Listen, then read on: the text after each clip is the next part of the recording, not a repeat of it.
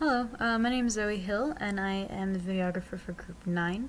And the topic we had for our group project is autism.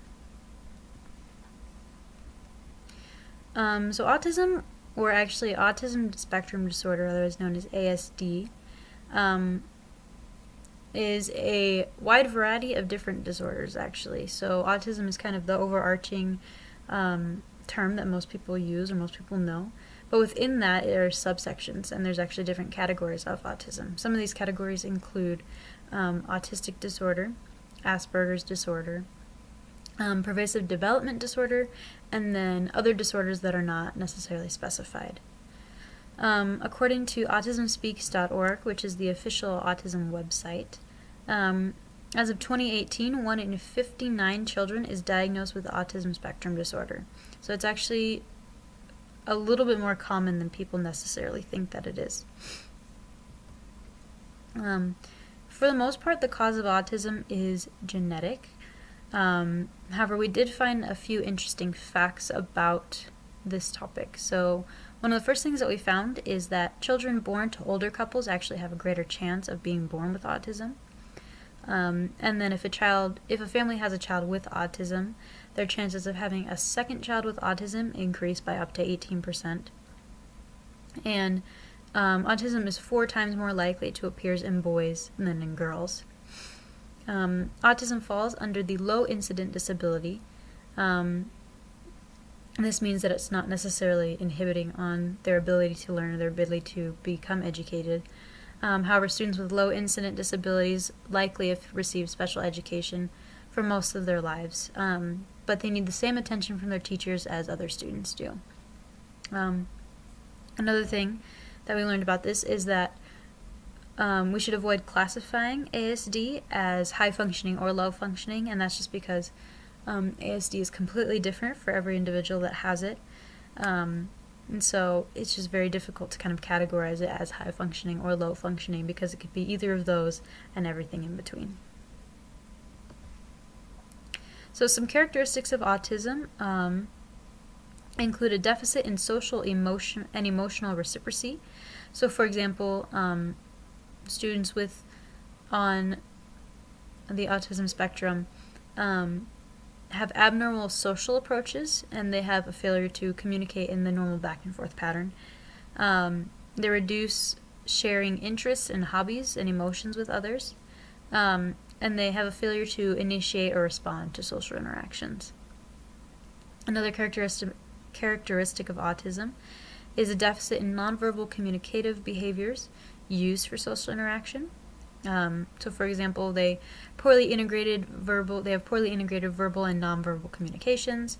They have abnormalities in eye contact and body language, and a deficit in understanding those gestures. And sometimes they have a complete lack of facial expressions at all. Another characteristic of autism is a deficit in developing, maintaining, and understanding relationships.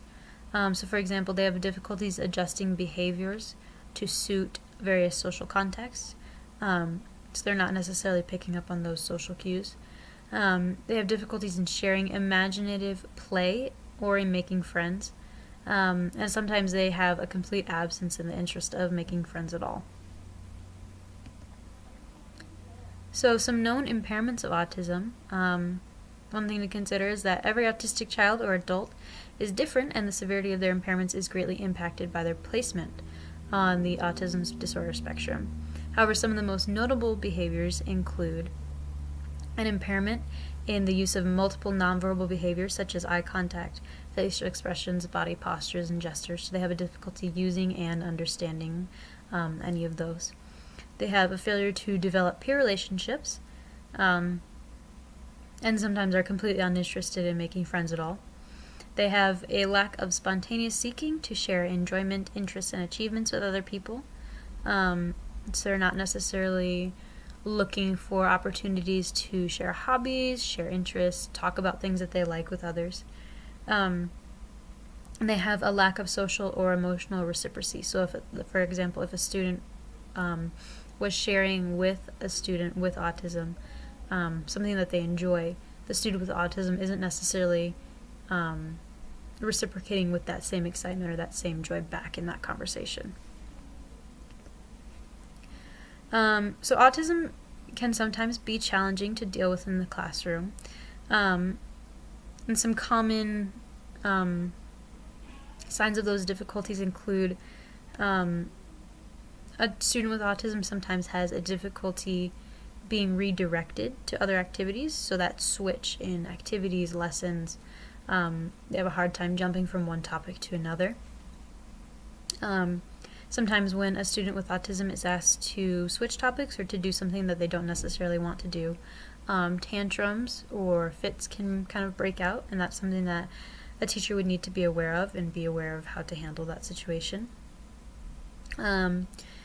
A student with autism, as we said before, isn't necessarily showing an interest in peers, and sometimes it's even the complete opposite, where they're so interested in peers that they're kind of distracting the whole class. So those are two things to kind of be aware of. Students with autism tend to have a difficulty to communicate effectively, and this can sometimes inhibit their studies. So in group discussions or review days, it becomes difficult for that student to communicate effectively, and so they might not be gathering the material that they need, but they're not willing to share that they're not gathering that material. So teachers should be aware that while a student with autism might not be understanding a concept, that doesn't mean that they're going to speak up about not understanding a concept. Some points of connection between parents and the school, so some things that kind of cause trouble that a teacher should be a little bit aware about in that sense is the eligibility and services provided to that student. So sometimes the school district and the parent will not agree on what the child needs. Another one is the educational placement. And then another one is the instructional methods. So just as a teacher, be aware that while the relationship between the student and the teacher is very important, the relationship between the parent, teacher, and student is just as important, especially in these cases with students with autism. So applied behavioral analysis, or ABAs, some of these include DTT, or discrete trial training, and this is a style of teaching that uses a series of trials to teach each step a desired behavior or response. So these lessons are actually broken down into simpler parts, and positive reinforcement is used to reward correct answers and behaviors, while incorrect answers are actually just completely ignored. Another one is EIBI, or Early Intensive Behavioral Intervention. And this is a type of ABA for very young children with ASD. Usually it's used with students younger than 5, but it's more common to be used with children younger than 3. Another one is PRT, or Pivotal Response Training. And this one aims to increase a child's motivation to learn. It monitors his or her own behavior and initiate communication with others. So positive changes in these behaviors should have a widespread effect on their other behaviors. And then another one is VBI, or Verbal Behavioral Intervention. And this is a type of ABA that focuses on teaching verbal skills. So some educational practices and programs for ASD students are, one of them is discrete trial training. And it's an instructional process usually involving one teacher or service provider and one student, so it has that one-on-one relationship. And it's designed to teach appropriate behavior or skills. Another one is exercise, so an increase in physical exertion as a means of reducing problematic behaviors or increasing appropriate behaviors. Another one is parent-implemented intervention. So a parent provides individualized intervention to their child to improve or increase a wide variety of skills. Parents learn to deliver interventions at home or in the community through a structured parent training program. So it's a way to train parents on kind of how they can implement these behavioral positivities into the school. So the parent will teach the student kind of the proper ways to behave, and then the student can bring that to the school and kind of practice them. Another one is peer meditated instruction and intervention. So this one develops from peer to peer, and it's actually another way to kind of increase that communication with students with autism and students without autism. So they kind of come together and they communicate and they learn to interact with one another so that the student with autism can be properly incorporated into that that communicative world.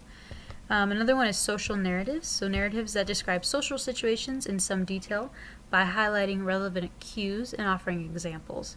So this one, the social narratives are actually individual according to the learner and are typically pretty short. They usually include pictures or visual aids as well, so that student can kind of feel more incorporated and more, they can focus more on that lesson.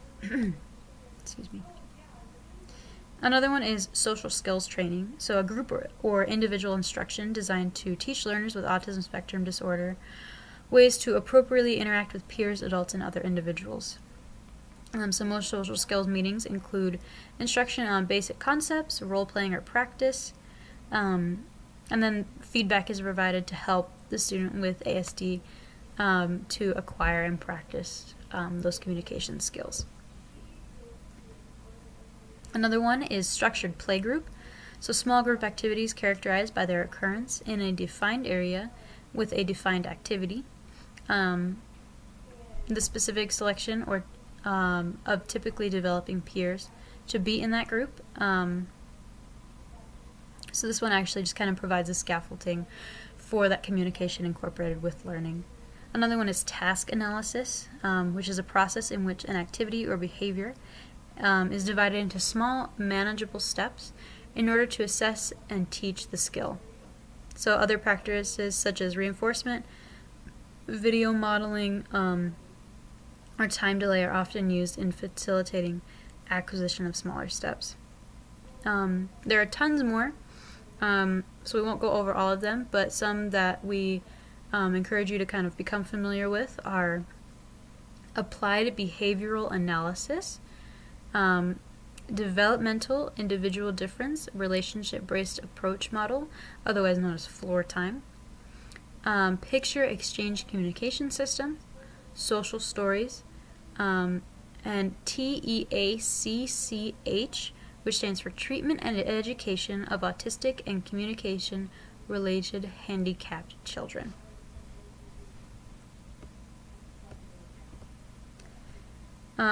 So according to the Individuals with Disabilities Education Act, or IDEA, states must comply with the IDEA's criteria in order to receive federal funding.